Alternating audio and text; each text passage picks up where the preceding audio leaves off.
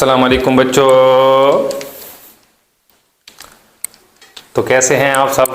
उम्मीद है सब खैरियत से होंगे और अल्हम्दुलिल्लाह मैं भी फिट फाट हूँ। तो उम्मीद है कि सब ने हमारा जो लेक्चर नंबर 1 था उसको एंजॉय किया होगा। और आज इंशाल्लाह हम लेक्चर नंबर 2 स्टार्ट करने जा रहे हैं 9th क्लास मैथमेटिक्स के ऊपर। आज के इस लेक्चर में हम इंशाल्लाह एक्सरसाइज से क्वेश्चन भी सॉल्व करेंगे और साथ ही कुछ बेसिक कंसेप्ट है उसको भी हम डिस्कस करेंगे। फर्स्ट लेक्चर के अंदर मैंने आपको बेसिक स्टैटिस्टिक्स का सारा कंसेप्ट दिया था और साथ मैंने डेटा बताया था कि डेटा क्या होता है हमारे पास, डेटा की टाइप्स कितनी थी हमारे पास, ठीक है। और उसके साथ साथ हमने class boundary, lower limit, upper limit, mid point, cumulative frequency, ये सब हमने डिस्कस कर लिया था। तो आज इंशाल्लाह हम क्वेश्चन स्टार्ट करेंगे और क्वेश्चन स्टार्ट करने से पहले एक दो छोटे कंसेप्ट है वो मैं आपके साथ पहले डिस्कस करूँगा। तो स्टार्ट करते हैं अपना लेक्चर। अच्छा, सबसे पहले यहाँ पर हमारे पास दी हुई है फ्रीक्वेंसी डिस्ट्रीब्यूशन। अब फ्रीक्वेंसी डिस्ट्रीब्यूशन किसे कहते हैं? फ्रीक्वेंसी डिस्ट्रीब्यूशन का मतलब ये है कि अगर हमारे पास कोई डेटा दिया हुआ है और उसको हम एक टेबल की फॉर्म में अरेंज करके लिख दें तो उसको कहा जाता है फ्रीक्वेंसी डिस्ट्रीब्यूशन। तो मैं इसकी सिंपल सी डेफिनेशन लिख के दे देता हूँ। तो डेफिनेशन है हमारे पास कि द टेबुलर arrangement of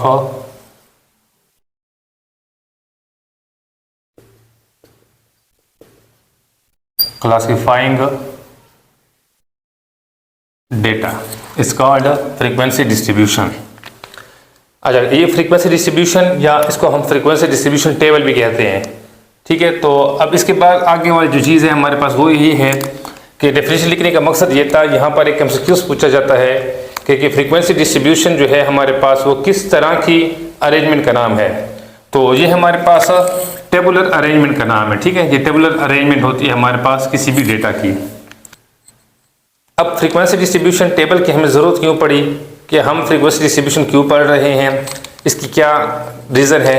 इसका रीज़न ये है कि अगर हमारे पास डेटा दिया हुआ है, अनग्रुप डेटा है, और उस अनग्रुप डेटा को अगर हम ग्रुप डेटा में कन्वर्ट करें तो इसलिए हमें जो है जो प्रोसेस करना पड़ता है उसे हम क्या कहते हैं? फ्रीक्वेंसी डिस्ट्रीब्यूशन कहते हैं।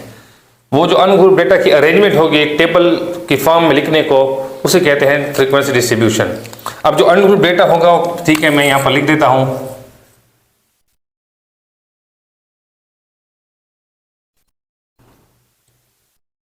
अनग्रुप डेटा, अनग्रुप डेटा में आपको पता है कि एक्सपेंडेड फॉर्म में डेटा दिया हुआ होगा। अगर वो एक्सपेंड फॉर्म में दिया हुआ है तो उस एक्सपेंड फॉर्म में हम दो चीज़ें बनाएंगे। एक, अनग्रुप डेटा से हम डिस्क्रीट डेटा भी बना सकते हैं और अनग्रुप डेटा से हम कंटीन्यूअस डेटा भी बना सकते हैं। अभी मैंने आपको बताया है कि अनग्रुप डेटा से ग्रुप डेटा में कन्वर्ट करने का जो प्रोसेस है उसे हम क्या कहते हैं? फ्रीक्वेंसी डिस्ट्रीब्यूशन कहते हैं। अब आपको पता है कि जो ग्रुप डेटा है हमारे पास वो दो टाइप्स का होता है, एक डिस्क्रीट डेटा होता है और एक कंटीन्यूअस डेटा होता है। तो मैं आपको पहले यहाँ पर डिस्क्रीट डेटा के स्टेप लिख देता हूँ कि जब हमारे पास अगर अनग्रुप डेटा दिया हुआ है तो हम डिस्क्रीट डेटा में किस तरह उसको कन्वर्ट करेंगे। ठीक है, सबसे पहले स्टेप नंबर 1 ये है कि आपने क्या करना है? Make a variable column. सबसे पहले हमने एक वेरिएबल कॉलम को बनाना होगा, वो वेरिएबल हमारे पास x होगा। स्टेप नंबर 2 के अंदर हम क्या करेंगे? Make a tally marks.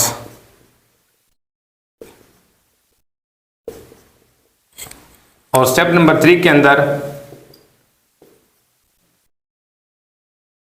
Make a frequency column. ठीक है, यहाँ पर टैली मार्क्स का भी कॉलम बनाएंगे, ठीक है, ये कॉलम यहाँ पर आएगा। तो ये आपके पास जब अनग्रुप डेटा दिया हुआ हो और आपसे वो कहे कि आप फ्रीक्वेंसी डिस्ट्रीब्यूशन बना कर दो, तब आपको ये 3 स्टेप लाजमी करने पड़ेंगे।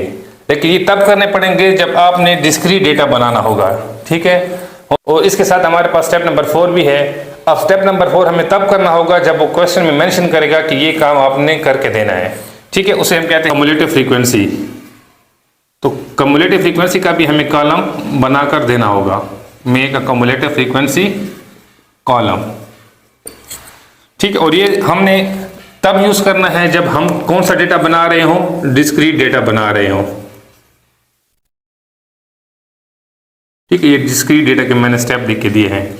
अनग्रुप डेटा से ग्रुप डेटा, और ग्रुप डेटा की टाइप्स डिस्क्रीट डेटा जब हम बनाएंगे तब हमें ये स्टेप करने पड़ेंगे। ठीक, अब हमें पता किस तरह चलेगा कि हमें ग्रुप डेटा में डिस्क्रीट डेटा बनाना है या कंटिन्यूअस डेटा बनाना है। सम टाइम क्वेश्चन में मेंशन होगा तो सम टाइम क्वेश्चन में मेंशन भी नहीं होगा, तो हमें किस तरह पता चलेगा वो मैं आपको रीज़न बताता हूँ, उसकी लॉजिक जो है मैं आपको साथ अभी शेयर करता हूँ, लेकिन पहले आप इसको देख लें। अब देखिए, सपोज करते हैं मैं यहाँ से एक एग्जांपल लेता हूँ कि अगर हमारे पास कोई नंबर है 0 1 2 3 1 0 1 2 2 3 0 1 0 2 और 3। सपोज किया मैंने कि मेरे पास कुछ नंबर लिखे हुए हैं। अब इस नंबर को हमने फ्रीक्वेंसी डिस्ट्रीब्यूशन के अंदर अरेंज करके लिखना है। तो मैंने अभी आपको स्टेप लिख के दी है। सबसे पहला स्टेप आपको ये है कि आपने वेरिएबल कॉलम बनाना होगा। तो वेरिएबल कॉलम में हम उसको x लिख लेते हैं, तो ये हमारे पास x आ जाएगा। उसके बाद हमने यहाँ पर टेली मार्क्स का कॉलम बनाना होगा, टेली मार्क्स TM लिख दिए मैंने शॉर्ट फॉर्म। उसके बाद आपने फ्रीक्वेंसी कॉलम बनाना होगा, तो ये फ्रीक्वेंसी कॉलम आ गया। और ये जो स्टेप नंबर 4 है, ये मैंने आपको बताया है कि क्वेश्चन में फाइंड करने के लिए कहेगा तब आपको ये करना पड़ेगा, अदरवाइज नहीं करना। ठीक है, ये आपने 3 कॉलम पहले बनाने हैं फ्रीक्वेंसी डिस्ट्रीब्यूशन बनाने के लिए। अब इसके बाद सबसे पहले आपका टास्क ये होगा कि आपने इसमें जो डेटा दिया हुआ है इसमें आपने मिनिमम वैल्यूज ढूंढनी है। तो इसके अंदर जो मिनिमम वैल्यू है हमारे पास वो है 0, तो आपने यहाँ पर 0 लिख देनी है x की जगह। वेरिएबल कॉलम में आपके पास 0 आ जाएगा। और मैक्सिमम वैल्यू हमारे पास 3 है, तो 0 1 2 और 3, ये में यहाँ पर आपने इस तरह लिख देना है। अब ये डिस्क्रीट डेटा मैं क्यों बना रहा हूँ, इसकी आप लॉजिक भी सुन लो, इसका रीज़न भी सुन लो। देखिए, अब आपने मिनिमम वैल्यू ढूंढी है, जो आपके पास मिनिमम वैल्यू थी इस डेटा के मुताबिक वो थी 0, और जो आपके पास मैक्सिमम वैल्यू वो थी 3। आप इसका रेंज निकालो, तो अगर मैं इसका रेंज निकालूंगा तो 3 - 0 = 3। रेंज का मैंने फार्मूला इससे पहले लेक्चर में बता दिया था कि मैक्सिमम वैल्यू में से मिनिमम वैल्यू को माइनस कर देंगे तो हमारे पास रेंज आ जाएगी। अब देखिए, रेंज हमारे पास 3 तक है, तो रेंज बहुत कम है, बहुत कम रेंज होगी, तब आपने समझ जाना है कि हमने डिस्क्रीट डेटा को यूज़ करना है। अगर क्वेश्चन में मेंशन ना हो तब फिर ये प्रोसीजर आपने अप्लाई करना होगा। अब रेंज जो है आपकी यहाँ पर नोट कर लें एक बात कि रेंज आपकी अगर 5 से 15 के दरमियान है, 5 से 15 के दरमियान, मतलब या आप ऐसा कर लें कि 1 से 15 के दरमियान है, 1 से 15 के दरमियान अगर रेंज है, इसका मतलब है आपने डिस्क्रीट डेटा को यूज़ करना ही करना है। ठीक है, फिर जो आपके पास डेटा दिया हुआ है तो उसका मतलब है कि आपने डिस्क्रीट डेटा यूज़ करना है। लेकिन अगर आपके पास 15 से ग्रेटर देन रेंज बनेगी तब आपने डिस्क्रीट डेटा यूज़ नहीं करना, फिर आपने क्या करना है, आपने फिर कंटिन्यूअस डेटा की तरफ जाना होगा। ठीक है, अब क्योंकि हमारे पास स्पेस कम होती है, यहाँ पर अब मैं 15 कॉलम बनाऊंगा तो मेरे पूरे बोर्ड के ऊपर एक साइड पर आ जाएंगे। लेकिन अगर रेंज 15 से भी ज़्यादा हो जाएगी तो फिर मुझे दूसरी साइड पर भी जाना पड़ेगा, बहुत ज़्यादा स्पेस लेनी पड़ेगी। तो इसलिए जो है, अगर आपके पास रेंज 15 तक हो तब आपने डिस्क्रीट डेटा बनाना है। इससे जैसी बड़ी रेंज आएगी तब आपने कंटिन्यूअस डेटा बनाना होगा। ठीक है, उसको मैं इंशाल्लाह आपको साथ शेयर कर दूंगा। अब बात आ गई टेली मार्क्स की। ठीक है, अब टेली मार्क्स क्या है हमारे पास? टेली मार्क्स कहते हैं कि data can be counted and right in vertical line. ठीक है, हम डेटा को काउंट करेंगे और उसके बाद जो है हम उसको वर्टिकल लाइन से रिप्रेजेंट कर देंगे। अब जैसे देखिए कि हमारे पास यहाँ पर जो 0 है वो कितनी दफ़ा रिपीट हो रहा है, 1 2 3 4। तो आपने यहाँ पर 4 वर्टिकल लाइन लगा देनी है।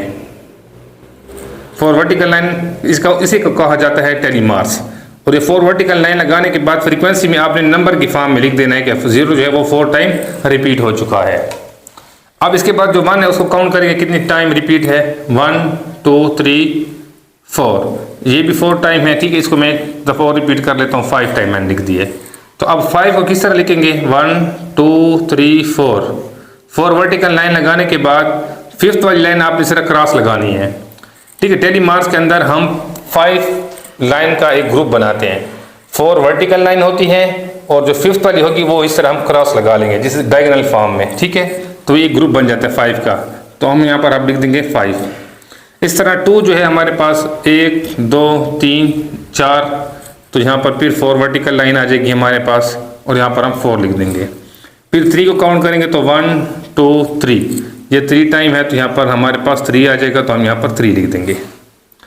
अब एक बात और याद रखना टेलीमार्क्स के हवाले से कि सम टाइम हमारे पास अगर ज़्यादा नंबर होंगे, जैसे कि मैं लिखता हूँ 7 है तो 1 2 3 4 5 का ग्रुप बना, फिर 6 7। 8 होंगे तो 1 2 3 4 5 का ग्रुप 6 7 8। अगर इस तरह हमारे पास 10 आ गया तो 5 का ग्रुप ये बना, और फिर 1 2 3 4 5 का ग्रुप ये बना। 11 होंगे तो आगे, 12 होंगे तो आगे इस तरह, लेकिन ग्रुप हमेशा हम 5 का बनाएंगे। तो ये टेलीमार्क्स का कंसेप्ट भी मैंने आपके साथ यहाँ पर शेयर कर दिया है।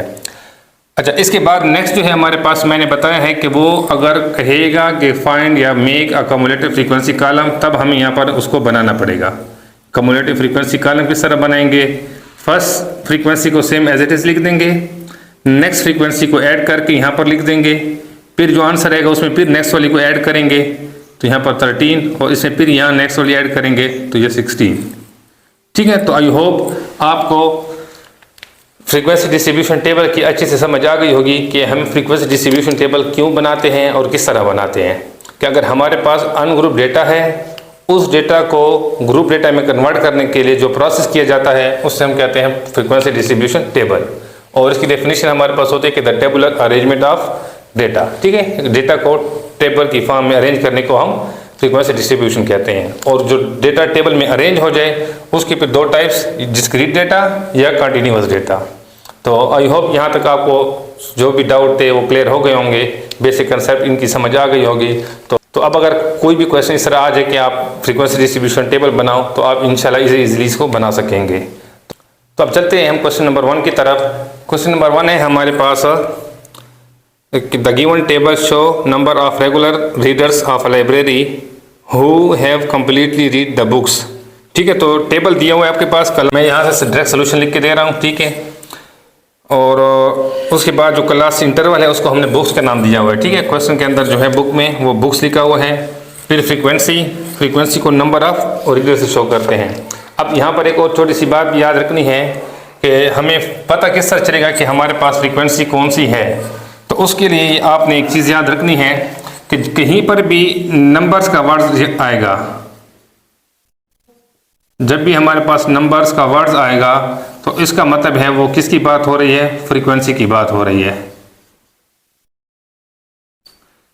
ठीक है, तो फ्रीक्वेंसी क्या होती है कि a number can be repeated in the data is called frequency. तो मेन चीज़ ये कि जहाँ पर नंबर का वर्ड्स आएगा तो इसका मतलब आपने फ्रीक्वेंसी लिखनी है। ठीक है, तो ये 7 नंबर ऑफ रीडर थे तो मैंने फ्रीक्वेंसी वाला कॉलम यहाँ पर आपको लिख कर दे दिया है। अब इसके बाद देखें तो फर्स्ट पार्ट जो है हमारे पास वो कहते हैं what is the total number of reader in the data. मैंने भी बताया कि नंबर की बात होगी तो आपने फ्रीक्वेंसी को देखना है, और यहाँ पर टोटल है तो इसका मतलब आपने इन टोटल सारी फ्रीक्वेंसी को प्लस करके लिखना होगा।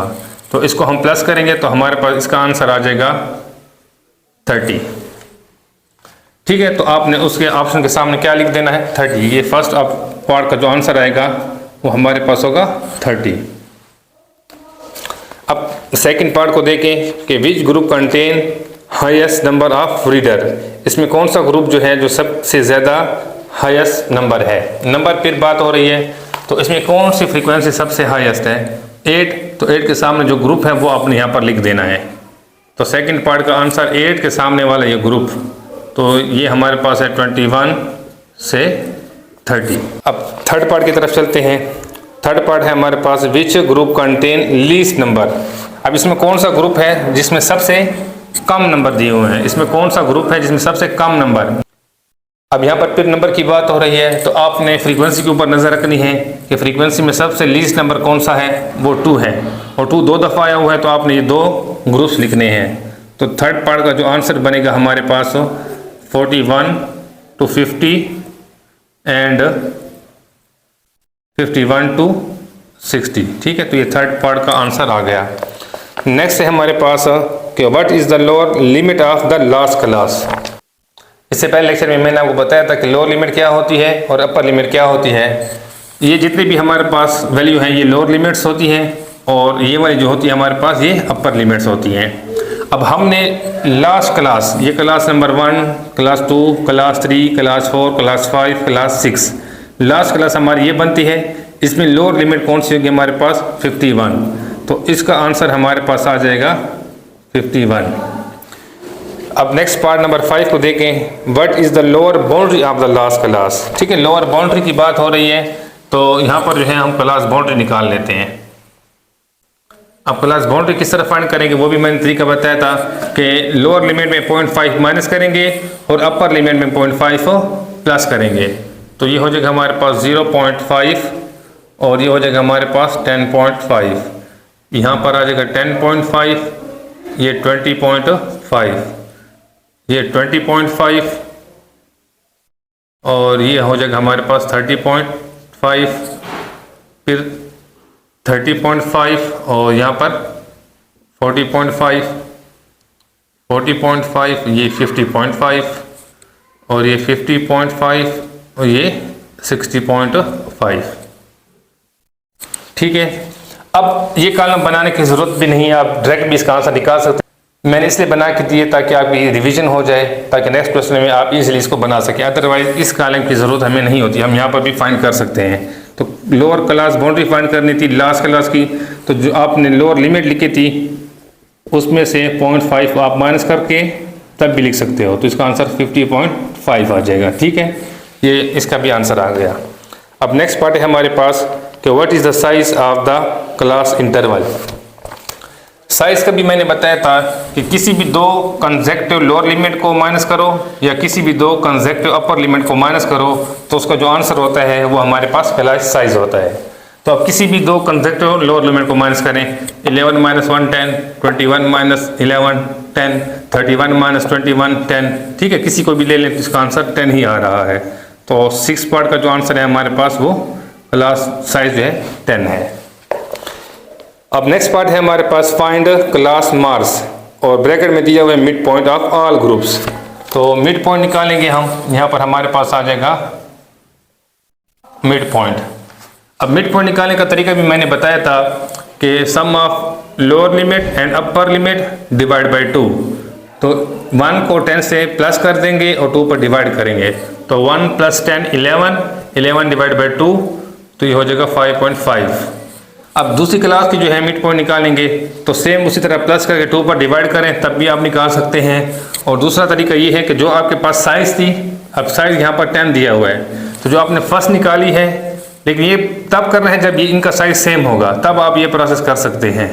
फर्स्ट मिड पॉइंट निकाल कर जो साइज़ होगा वो इसमें ऐड कर देंगे, तो हमारे पास का आंसर आ जाएगा 15.5, 25.5, इसमें भी अगेन ऐड किया मैंने और इसमें भी ऐड किया तो 35.5, इसमें अगेन 10 ऐड करूंगा तो 45.5 और ये 55.5। अदरवाइज अगर आपको इससे समझ नहीं आई तो इनको प्लस करके 2 पर डिवाइड, इनको प्लस करके 2 पर डिवाइड और इसी तरह हमने इसको कंटिन्यूसली निकाल लिया है। ठीक है, तो इसके बाद जो है हमारा ये क्वेश्चन कंप्लीट हो गया है। अब एक और चीज़ एक्स्ट्रा मैं करा देता हूँ। अगर मैं यहाँ से आपसे पूछ लूँ कि CF बताओ, ठीक है, CF का मतलब है कम्युलेटिव फ्रीक्वेंसी। तो कम्युलेटिव फ्रीक्वेंसी ये रेड कलर वाला आपका एक्स्ट्रा काम है।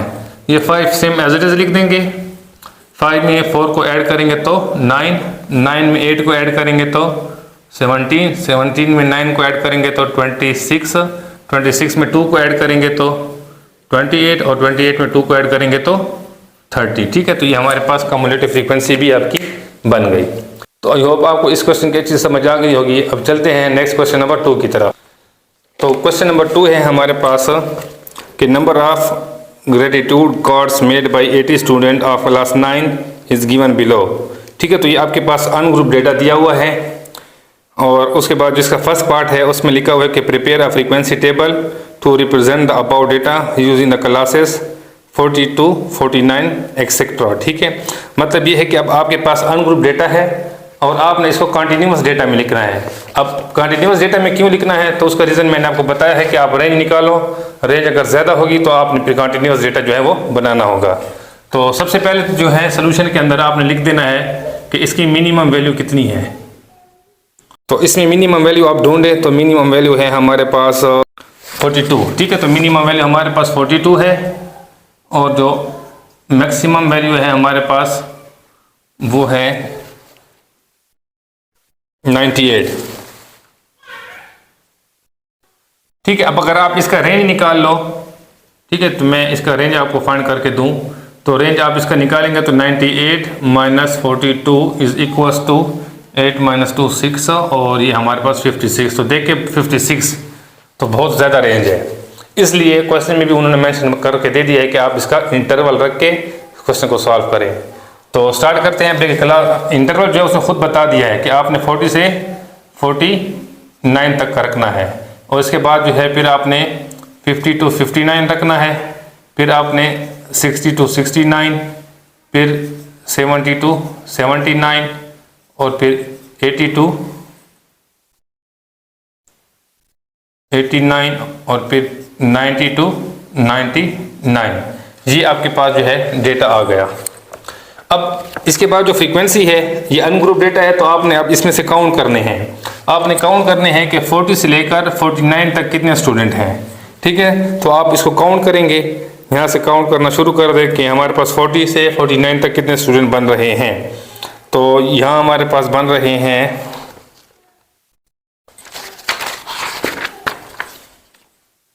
ये 40 से 49 तक जो स्टूडेंट है हमारे पास वो है 7।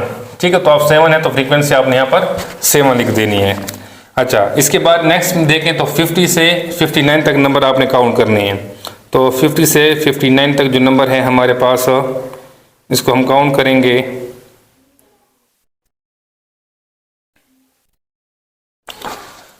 तो ये हमारे पास 13 है और नेक्स्ट में है हमारे पास 60 to 69, इसको काउंट करेंगे।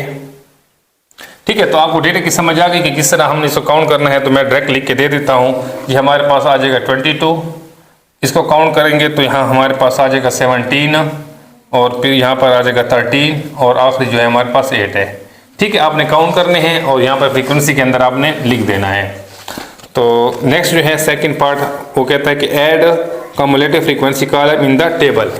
अब आपने कम्युलेटिव फ्रीक्वेंसी ऐड करनी है। कम्युलेटिव फ्रीक्वेंसी मीन फिर फर्स्ट फ्रीक्वेंसी आपने एज इट इज लिख देनी है, सेकंड वाली इसमें ऐड कर दो। तो 7 + 13 ये हो जाएगा 20, 20 + 22 42, 42 + 17 तो 59, 59 + 13 तो ये हो जाएगा 72, 72 + 8 तो ये हमारे पास आ जाएगा 80। ठीक है, तो ये हमारे पास यहाँ तक कम्युलेटिव फ्रीक्वेंसी भी फाइंड हो गई। तो थर्ड पार्ट है हमारे पास कि how many student made less than 70 cards. तो आपने अब 70 को जो है क्लास इंटरवल में देखना है। 70 यहाँ है तो इससे लेस ये क्लास बनेगी और इस क्लास में कम्युलेटिव फ्रीक्वेंसी को आपने फिर देखना है। तो यहाँ पर कम्युलेटिव फ्रीक्वेंसी 42 है, तो थर्ड पार्ट का जो आंसर है हमारे पास वो आ जाएगा 42 स्टूडेंट। इसके बाद जो है फोर्थ पार्ट कि what % of student made less than 50 cards. अब 50 से लेस देन कितने हैं। 50 से लेस मीन ये 50 पे आपने नज़र रखनी है क्लास इंटरवल के अंदर और इससे लेस ये क्लास बनती है और इसमें CF कम्युलेटिव फ्रीक्वेंसी 7 है। तो अब इस फोर्थ पार्ट का जो आंसर है वो परसेंटेज निकालना है। तो हमारे पास अब 10 है 7, टोटल है हमारे पास 80 और मल्टीप्लाई कर देंगे 100 के साथ। इसको कैलकुलेटर पे सॉल्व करेंगे तो हमारे पास आंसर आ जाएगा 8.75%। ठीक है, तो परसेंटेज हमने निकाल दी। किस तरह निकालेंगे, ऑब्टेन जो यहाँ से लेस की फ्रीक्वेंसी है वो और टोटल कितने थे 80 और मल्टीप्लाई 100 कर देंगे परसेंटेज के लिए, तो यहाँ से जो हमारे पास परसेंटेज फाइंड हो जाएगी। अब इस तरह अगर वो पूछ लेता कि भाई आप ये बताओ लेस देन 80 की परसेंटेज बताओ, तो लेस देन 80 ये है, इससे लेस देन की कम्युलेटिव फ्रीक्वेंसी 59, तो आपने 59 अब 10 में लिखना था, टोटल में यहाँ पर 59 डिवाइड 80 कर देना है और मल्टीप्लाई 100, तो यहाँ से आपके पास फिर परसेंटेज आ जाएगी। तो आई होप आपको परसेंटेज निकालने का तरीका भी आ गया होगा कि हम परसेंटेज किस तरह निकालते हैं। इसी तरह अगर हमारा रिजल्ट आया है तो हम उसकी रिजल्ट निकालने के लिए भी सेम ही फार्मूला यूज़ करते हैं। ऊपर अब 10 आएगा, डिवाइड में टोटल आ जाते हैं और मल्टीप्लाई हम 100 कर लेते हैं, तो हमारी जो रिजल्ट की परसेंटेज है वो फाइंड हो जाती है। तो चलते हैं नेक्स्ट पार्ट की तरफ। Which group has the greatest frequency. किस ग्रुप की ग्रेटेस्ट फ्रीक्वेंसी है। अब ग्रेटेस्ट फ्रीक्वेंसी आपने फ्रीक्वेंसी में देखना है तो हमारे पास है 22, तो कौन सी क्लास बन रही है। फिफ्थ का आंसर जो है हमारे पास वो है 60 से 69, ठीक है, ये हमारे पास ग्रेटेस्ट फ्रीक्वेंसी का ग्रुप आ गया। अब नेक्स्ट जो है हमारे पास what is the size of the class interval. अब क्लास इंटरवल का साइज निकालेंगे तो वो भी मैं आपको बता चुका हूँ, किसी भी दो कंसेक्टिव लोअर लिमिट या अपर लिमिट को माइनस करो तो आपके पास आंसर आ जाएगा। तो इसका आंसर हमारे पास 50 माइनस 40 10 है, तो यहाँ से आ जाएगा इसका आंसर 10। तो आई होप इस क्वेश्चन की भी आपको अच्छी से समझ आ गई होगी। तो अब चलते हैं नेक्स्ट क्वेश्चन नंबर 3 की तरफ। तो अब क्वेश्चन नंबर 3 हमारे पास है कि the number of medals won by 45 players in a certain sports festival is given as. ये डेटा आपके पास दिया हुआ है और इसके नीचे डेटा के नीचे कि prepare a discrete frequency distribution also make a column of cumulative frequency. अब यहाँ पर बाकायदा क्वेश्चन में मेंशन है कि आपने डिस्क्रीट फ्रीक्वेंसी डिस्ट्रीब्यूशन बनाना है।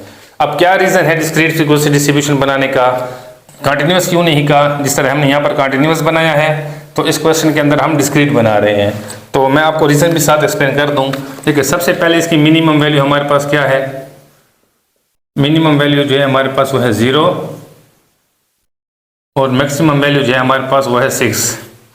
अब अगर आप इसकी रेंज निकाल लोगे तो रेंज 6 माइनस 0 करेंगे तो ये हो जाएगा 6। अब देखिए इसकी रेंज 56 थी तो बहुत ज़्यादा थी, तो इससे हमने कंटिन्यूस डेटा की हेल्प ली, और यहाँ पर रेंज जो है वो 6 है, कम है, तो इसलिए हम इसको डिस्क्रीट डेटा पे सॉल्व करेंगे। रीज़न जो होता है कि डिस्क्रीट डेटा बनाना है अनग्रुप डेटा से या कंटिन्यूस, वो मैंने बताया है कि वो रेंज के ऊपर डिपेंड करता है। ठीक है, तो स्टार्ट करते हैं। यहाँ पर सबसे पहले वेरिएबल कॉलम, आप यहाँ पर बेशक x लिख दें, और 0 से 6 तक है तो आप यहाँ पर 0 1 2 3 4 5 और 6 लिख दें, और यहाँ पर फ्रीक्वेंसी, ठीक है, या टेलीमार्स आप निकलना चाहे तो टेलीमार्स का मैंने तरीका बताया था कि टेलीमार्स भी आप लिख सकते हैं, तो यहाँ पर टेलीमार्स आ जाएगा। अब टेलीमार्स किस तरह निकालेंगे, 0 को काउंट करेंगे, तो 0 को काउंट करते हैं 1 2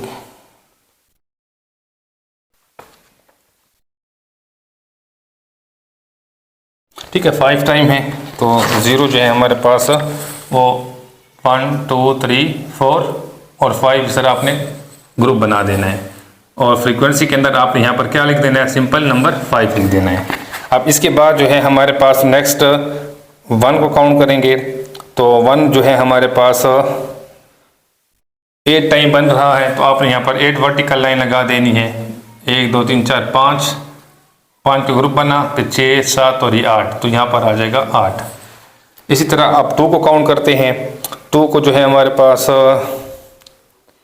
10 टाइम है, तो यहाँ पर आपने वर्टिकल लाइन 10 लगानी है, 5 लगाकर एक ग्रुप, फिर 6 7 8 9 10 का ये दूसरा ग्रुप, 2 5 5 के ग्रुप बन गए, तो यहाँ पर आपने 10 लिख देना है। इसी तरह जो है 3 को काउंट करेंगे, और 3 जो है हमारे पास 88 है, ठीक है, तो 3 हमारे पास 8 टाइम है, तो 1 2 3 4 5 6 7 8, तो यहाँ पर आ जाएगा 8। अब इसके बाद 4 को काउंट करते हैं, तो 4 जो है हमारे पास वो 5 टाइम है, तो 1 2 3 4 ये 5, यहाँ पर 5 लिख देंगे, और इसी तरह फिर हम 5 को काउंट कर रहे हैं, तो 5 जो है हमारे पास वो भी 5 टाइम, तो अब यहाँ पर 4 वर्टिकल लाइन और 5 वाली क्रॉस में ग्रुप बन जाएगा, तो यहाँ पर जो है नंबर 5 लिख देंगे। अब 6 को काउंट करेंगे, तो 6 जो है हमारे पास वो 4 टाइम है, तो 1 2 3 4, यहाँ पर हम 4 लिख देंगे। ठीक है, अब नेक्स्ट आगे उसने कहा था कि also make cumulative frequency column, तो आपने कम्युलेटिव फ्रीक्वेंसी कॉलम भी बनाना है। अब cumulative frequency 5 same as it is लिख देंगे, 5 + 8 करेंगे, तो ये 5 + 8 हमारे पास 13, जो आंसर आएगा नेक्स्ट फ्रीक्वेंसी इसमें ऐड कर देंगे, तो ये हमारे पास 23, तो 23 के अंदर नेक्स्ट फ्रीक्वेंसी 8 है, इसको ऐड कर देंगे, तो ये हमारे पास आ जाएगा 31। अब 31 में 5 को ऐड करेंगे, तो ये हमारे पास आ जाएगा 36, और फिर 36 में फिर 5 को ऐड करेंगे तो ये 41, और 41 में फिर 4 को ऐड करेंगे, 41 प्लस 4 इज इक्वल टू 45। ठीक है, तो ये आपकी कम्युलेटिव फ्रीक्वेंसी कॉलम भी बन गया। अब यहाँ पर आंसर चेक करें 45, तो शुरू में क्वेश्चन में भी कहा था कि 45 प्लेयर्स हैं, तो इसका मतलब है हमारा आंसर बिल्कुल ठीक आया है। तो आई होप इन क्वेश्चनों को आपको अच्छी से समझ आ गई होगी, और फ्रीक्वेंसी डिस्ट्रीब्यूशन टेबल हम किस तरह बनाते हैं कि अनग्रुप डेटा से कंटीन्यूअस डेटा किस तरह बनाएंगे और डिस्क्रीट डेटा किस तरह बनाएंगे, ये आपको अच्छे से समझ आ गई होगी। तो इंशाल्लाह नेक्स्ट लेक्चर के अंदर जो है हम हिस्टोग्राम और पॉलीगॉन को डिस्कस करेंगे, और ये एक्सरसाइज इंशाल्लाह मैं नेक्स्ट लेक्चर में कंप्लीट करा दूंगा, और उसके बाद कुछ एक्स्ट्रा क्वेश्चन भी मैं इंशाल्लाह कराऊंगा ताकि आपके बोर्ड की जो प्रिपरेशन है वो अच्छे से हो सके, क्योंकि आपके बोर्ड के पेपर में बुक से सवाल जो है अक्सर नहीं आते। सम टाइम क्वेश्चन जो है वो आउट ऑफ कोर्स आए हुए होते हैं, कंसेप्चुअल बेस पे ऊपर होते हैं। अगर आपका कंसेप्ट क्लियर नहीं है तो फिर आप पेपर को अटेम्प्ट नहीं कर पाएंगे। ठीक है, तो इंशाल्लाह नेक्स्ट लेक्चर में फिर मुलाकात करेंगे। अपनी दुआओं में याद रखें। ओके, अल्लाह हाफ़िज़।